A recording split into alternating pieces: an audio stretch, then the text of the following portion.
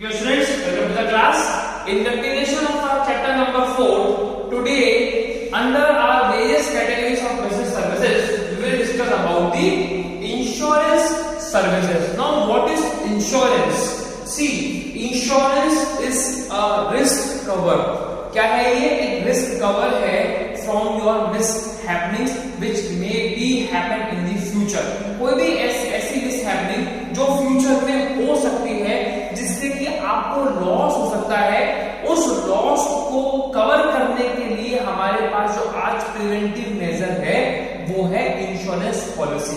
Insurance policy को लेकर के आप उस लॉस से होने वाले जो आपके मिसहैपनिंग से होने वाले जो लॉसेस हैं उनको आप कवर अप कर सकते हो. It's a kind of cover from the risk which may be happen in the future. So in insurance services we are having some important terms. First is insurer. Insurer is known as the insurance company which issues a insurance policy. Insurance company को हम क्या बोलते हैं? Insurer, जो insurance policy को issue करता है. Insured is the person who takes the insurance policy for for cover up its risk from the mishappening which may be happen in the future. ऐसी mishappening जो फ्यूचर में हो सकती हैं उसको कवर अप करने के लिए जो इंश्योरेंस पॉलिसी को लेता है उसको हम क्या बोलते हैं? इंश्योर्ड बोलते हैं. जो इंश्योर्ड हो जाता है वो आदमी हो सकता है, वो एक कंपनी हो सकती है. Third is happening of event, मतलब कि ऐसी इवेंट, ऐसा एक वारदात जो हैपन हो जाती है, हो सकती है, उसके लिए ही हम क्या लेते हैं? इंश्योरेंस पॉलिसी लेते हैं. And the last one is premium. It means annually या मंथली, जैसे भी आप एक प्रीमियम बोर्ड सेलेक्ट करना चाहते हैं अपनी इंश्योरेंस पॉलिसी को सरवाइव कराने के लिए, उसको मेंटेन करने के लिए आपको जो इंश्योरेंस कंपनी को एनुअल बेसिस पे चार्जेस पे करने होते हैं उसको हम क्या बोलते हैं? प्रीमियम. मतलब आपने इंश्योरेंस पॉलिसी ली तो उस इंश्योरेंस पॉलिसी के अगेंस्ट में आपको क्या देना होगा? प्रीमियम देना होगा. और जो प्रीमियम होता है वो कैलकुलेट होता है according to the risk and according to the claim you want to settle. जितने रुपए का आप इंश्योरेंस पॉलिसी लेना चाहते हो उसके अकॉर्डिंग ही आपको प्रीमियम पे करना होगा. आपके बिजनेस में जितनी हाई रिस्क है आपका प्रीमियम भी उतना ही हाई होगा. Now we will discuss about the principles of insurance. First is principle of utmost good faith. It means the person who is taking the insurance policy should disclose all the relevant truth. जितनी भी सच्चाई है उन सबको आपको disclose कर देना चाहिए. इंश्योरेंस हमेशा ट्रस्ट पे चलता है. इंश्योरेंस कंपनी जब इंश्योरेंस आपको प्रोवाइड करवाती है, पॉलिसी आपको देती है, तो वो आपको हमेशा ट्रस्ट पे इंश्योरेंस पॉलिसी देते हैं. देखिए, फॉर एग्जांपल आपने एक लाइफ इंश्योरेंस पॉलिसी XYZ किसी भी कंपनी से ली. अब आपने उस कंपनी को ये डिस्क्लोज नहीं किया कि you are a heart patient. आप क्या हो? हार्ट पेशेंट हो. आपने उन लोगों को ये डिस्क्लोज नहीं किया और डिस्क्लोज किए बिना आपने इंश्योरेंस पॉलिसी ले ली. और अगर आपकी डेथ हार्ट डिजीज के कारण ही होती है, हार्ट अटैक के कारण होती है, और आपने ये उनको पहले से नहीं बताया हुआ था, तो आपकी फैमिली को बाद में कंपनसेशन नहीं मिलेगा. अभी मैंने बात किया ना प्रीमियम का, कि जितनी ज्यादा रिस्क होगी उतना ज्यादा प्रीमियम बढ़ जाता है. तो लोग क्या करते हैं? देखिए, आप हार्ट डिजीज है, इसका मतलब आपके डेथ के चांसेस बढ़ जाते हैं, आपके मरने के चांसेस हैं वो ज्यादा है. तो लोग क्या करते हैं? प्रीमियम अमाउंट को कम करने के लिए ये इंपॉर्टेंट इंफॉर्मेशन सामने वाली इंश्योरेंस कंपनी को देते ही नहीं है कि I am a heart patient, कि मुझे हार्ट से रिलेटेड प्रॉब्लम्स हैं. तो प्रीमियम को सिर्फ कम करने के चक्कर में आपने झूठ बोल दिया कि I am not suffering from any kind of the heart problem. अच्छा, दूसरा एक और होता है क्लॉज कि उस फॉर्म के अंदर जो इंश्योरेंस पॉलिसी का फॉर्म होता है उसके अंदर आता है are you doing some kind of habits like smoking, drinking, मतलब एल्कोहल यूज करते हो समय जनरली लोग क्या करते हैं, लोग झूठ बोलते हैं, नहीं I never use drinking, I never took smoking, मैं कभी नहीं करता हूँ ये सब काम। और अगर आपकी डेथ इन कॉजेस के कारण हो जाती है कि आपने ओवर ड्रिंकिंग किया हुआ था, उसके कारण आपका लिवर फेल हो गया, आपका हार्ट फेल हो गया, आपकी डेथ हो गई, तो उस समय क्लेम मिलने में बहुत ज्यादा प्रॉब्लम आती है, क्योंकि आपने उस समय झूठ बोला था कि मैं इन सब चीजों को यूज नहीं करता हूं। तो this is known as principle of utmost good faith, कि आपको सारे के सारे ट्रुथ कंपनी को बता देना चाहिए। Second is principle of insurable interest, जिस भी चीज का आप इंश्योरेंस करवाना चाहते हैं उसके अंदर आपका पर्सनल खुद का इंटरेस्ट होना बहुत जरूरी है। अगर आपका उस काम में या उस चीज में खुद का कोई इंटरेस्ट नहीं है तो आप इंश्योरेंस पॉलिसी अगर करवा के लोगे तो भी आपको उसका क्लेम नहीं मिल पाएगा, because you are not connected with the event. आप उस चीज से रिलेटेड ही नहीं हो तो आपको कंपनसेशन क्यों मिलेगा?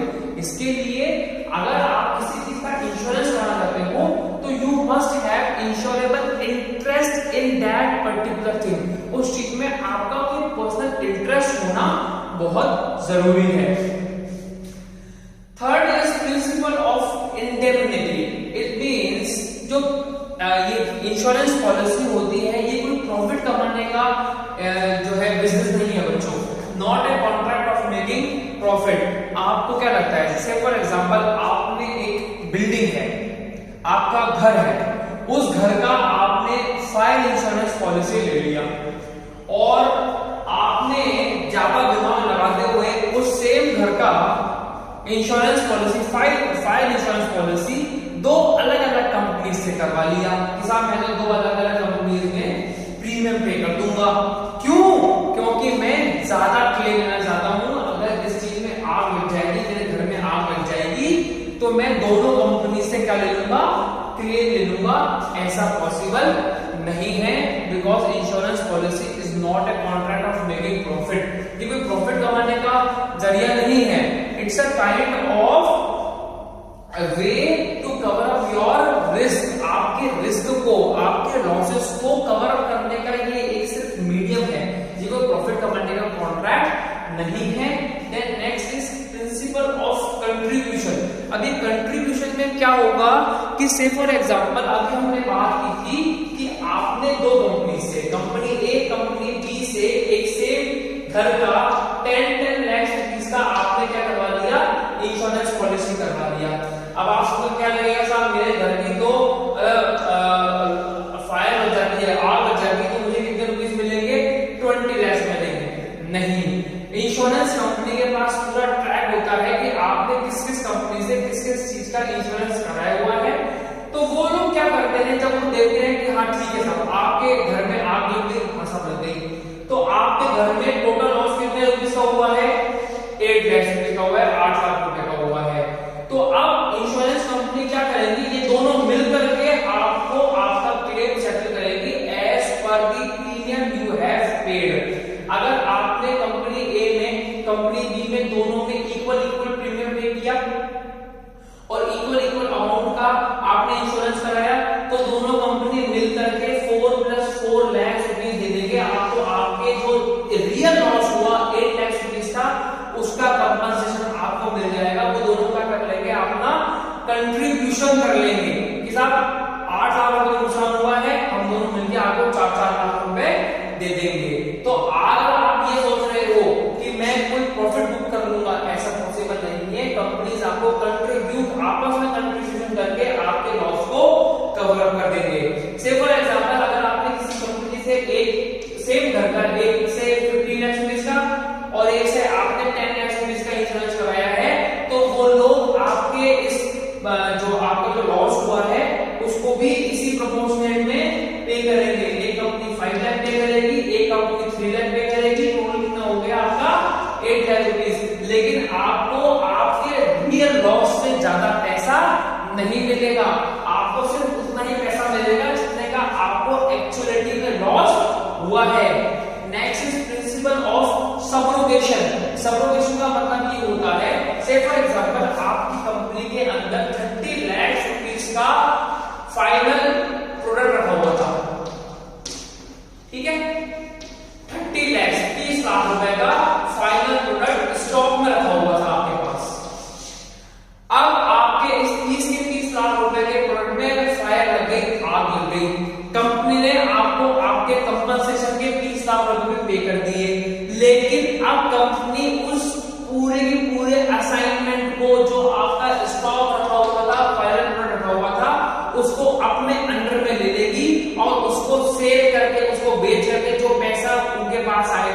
उसको वो अपने पास रख लेगी, आपको नहीं देगी। क्यों नहीं देगी? क्योंकि आपके 30 लाख रुपए का जो लॉस हुआ उसको तो कंपनी पे कर चुकी, अब तो आपका इस स्टॉक से वो लेना देना नहीं है। ये अब स्टॉक किसका हो गया है? ये स्टॉक अब इंश्योरेंस कंपनी का हुआ है, जिसने आपको आपका कंपनसेशन पे कर दिया। मैंने यह लिखा है इन शूज ऑफ इंश्योरर, जो आपका लॉस हुआ था या आपका जो स्टॉक था अब जो कहां चला गया, आपको इंश्योरर के पास चला गया, अब आपका उससे कुछ लेना देना नहीं है। अब उस फाइनल प्रोडक्ट के स्टॉक को जो भी बचा हुआ है, आपको तो आपका 30 लाख रुपए का लॉस हुआ, आपको पूरा कंपनसेशन मिल गया। अब इंश्योरेंस कंपनी उसका क्या करती है, उसको कैसे सोल्व आउट करती है, क्या उसके साथ करती है, वो सब अब इंश्योरेंस कंपनी को देखना है। बेच करके उसको रिफर्बिश करके जो भी पैसा आएगा वो सब अब इंश्योरेंस कंपनी के पास आएगा, आपका उस स्टॉक से कुछ भी लेना देना नहीं होगा। Next is principle of कॉजा Proxima. It means आपने इंश्योरेंस पॉलिसी जिस कॉज के लिए ली थी, अगर इवेंट सेम है तो आपको पैसा मिल जाएगा, और अगर वो इवेंट सेम नहीं है तो आपको पैसा नहीं मिलेगा। से फॉर एग्जांपल आपने फायर इंश्योरेंस पॉलिसी ली थी और वो प्रोडक्ट अगर फॉर एग्जांपल आप कुछ भी कह सकते हैं कि साहब वो प्रोडक्ट आपके चोरी हो गए, ठीक है, stolen from the company premises, तो इंश्योरेंस कंपनी आपको पैसा पे नहीं करेगी। क्यों? क्योंकि आपने तो कंपनी से क्या इश्यू करवाई थी? Fire insurance policy. It means अगर आग लगती तो इंश्योरेंस पॉलिसी आपको पैसा देती, अब आपकी कंपनी से क्या हुई है? चोरी हुई है। अब कंपनी का इस चोरी से कोई लेना देना नहीं है, आपको उसका कंपनसेशन कंपनी नहीं देगी। And the last one is principle of mitigation of loss, मतलब कि आपका जितना भी लॉस हुआ है टोटल, उस लॉस को ही कंपनी क्या करेगी? सेटलमेंट करेगी, उसी पे आप कंपनी पैसा पे करेगी। ऐसा नहीं होगा कि आप ज्यादा पैसे के लिए और ज्यादा क्लेम रेज कर पाओगे, या आप बिना कुछ काम किए ही कंपनी से पैसा ले लोगे। इसका मैं आपको सबसे बढ़िया एग्जांपल देता हूं कि साहब आपने एक घर का इंश्योरेंस कराया 40 लाख में, 40 लाख रुपए का आपने इंश्योरेंस कराया, और इंश्योरेंस क्या था? फायर इंश्योरेंस, ठीक है, बहुत बढ़िया बात। अब आपने 40 लाख रुपए का इंश्योरेंस करा लिया, फायर इंश्योरेंस करा लिया, और घर में आग लग गई, और घर में आग लगने के बाद आप बाहर खड़े हो गए आकर के बड़े रिलैक्स मूड में। क्यों? क्योंकि आपने तो 40 लाख रुपए का फायर इंश्योरेंस करा रखा है, मुझे तो कंपनसेशन मिलेगा ही मिलेगा। आपके पड़ोसी आ रहे हैं, आपके रिलेटिव आ रहे हैं, फ्रेंड्स आ रहे हैं, वो बोल रहे साहब पानी डालो, मट्टी डालो, आग बुझाओ, आप कह रहे हो नहीं डोंट बॉदर, कोई हेडेक मत लो यार, 40 लाख रुपए का अपन ने तो इंश्योरेंस कराया हुआ है, अपने को क्लेम मिलेगा नहीं। Principle of mitigation of loss ये कहता है कि आपने कितने एफर्ट्स किए, आपने कितना हाथ पैर चलाए अपने लॉस को कम करने के लिए। एक तो आप खड़े हो आराम से हाथ पीछे करके साहब अपने को तो इंश्योरेंस पॉलिसी पूरा का पूरा पैसा देगी, 40 लाख रुपए का इंश्योरेंस कराया है मैंने, और दूसरा अगर आप घर में आग लग भी जाती तो आपने फायर इंश्योरेंस जो फायर वो होती है अपनी फायर एक्सटिंग्विशर, उससे आपने घर की आग बुझाने की कोशिश की या नहीं की, या आपने क्या बोलते हैं अपने रिलेटिव्स को बुलाया, अपने पड़ोसी को बुलाया कि आओ हमारे घर में आग लगी, हमारी मदद करो। आपने जो ये आग बुझाने वाली जो वैन होती है उनसे कोऑर्डिनेशन किया या नहीं किया, आपने कितना काम किया, आपने कितने एफर्ट्स किए, उसके ऊपर डिपेंड करता है कि आपको कंपनसेशन मिलेगा या नहीं मिलेगा। इसका एक बहुत बढ़िया एग्जांपल एक और हम ले सकते हैं, वो ये सिंपल एग्जांपल, आपने अपने घर का 50 लाख रुपीस की इंश्योरेंस करा लिया, जिसके दो हेड करा लिए कि साहब एक तो मेरे घर के अंदर 10 लाख रुपए के वैल्यूएबल ऑर्नामेंट रखे हुए हैं, 10 लाख रुपीस के क्या रखे हुए हैं? वैल्यूएबल ऑर्नामेंट रखे हुए हैं, और 40 लाख रुपीस का मैंने घर का वैसे इंश्योरेंस करा, उसके अंदर फायर और एक और लगा लीजिए जैसे कि आपका फ्लड, उसका इंश्योरेंस करा लिया आपने, ठीक है। अब अगर आपके घर में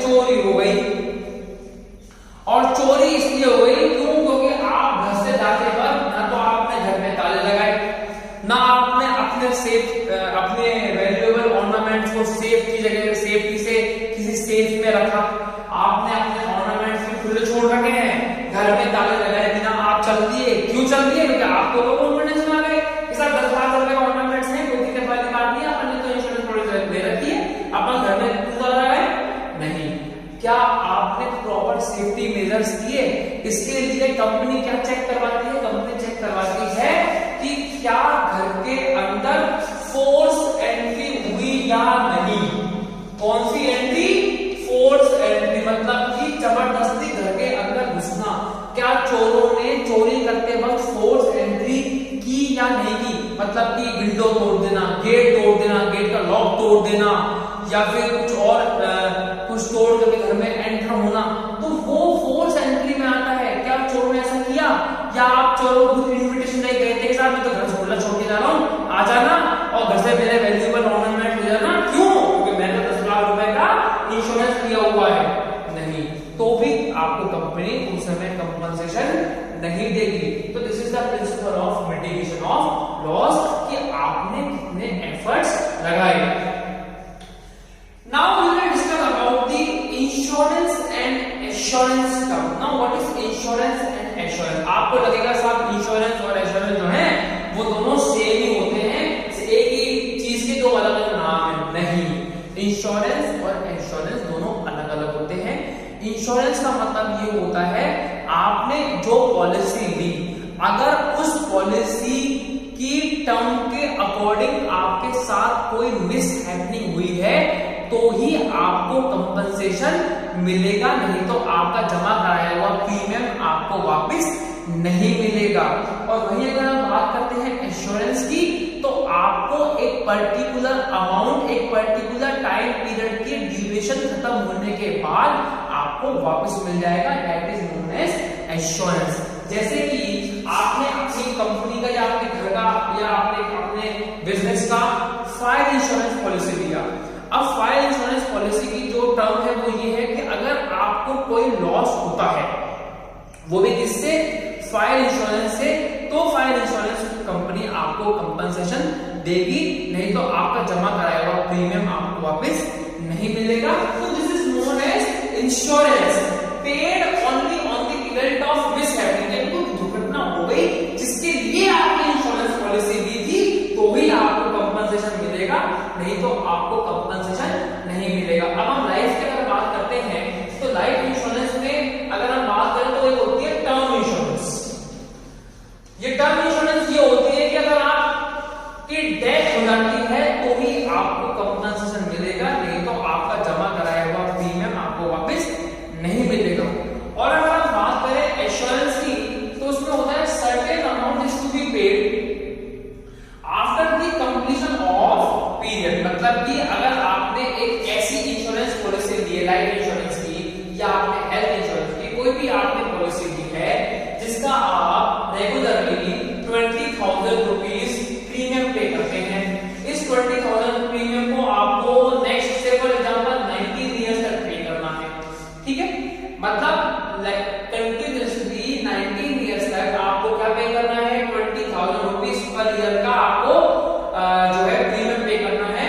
और आपको इसके लिए मिला हुआ है, से फॉर एग्जांपल 8 लाख रुपीज का इंश्योरेंस प्लान मिला हुआ है कि अगर आपकी डेथ हो जाती है इन बिटवीन, इन 19 सालों के बीच में अगर आपकी डेथ हो जाती है, तो आपके फैमिली को कितने रुपीज मिल जाएंगे? 8 लाख रुपीज मिल जाएंगे। और अगर आपकी डेथ नहीं होती है, मतलब मैं तो प्रॉपर से कहूं कि डेथ नहीं हो और आपके 19 इयर्स पूरे हो जाते हैं, 20,000 रुपीज का आपने प्रीमियम के पास साल पे किया है, इट मींस आपने टोटल कितना प्रीमियम पे किया? 3,80,000 रुपीज। तो भी आपको इंश्योरेंस कंपनी क्या कर देगी?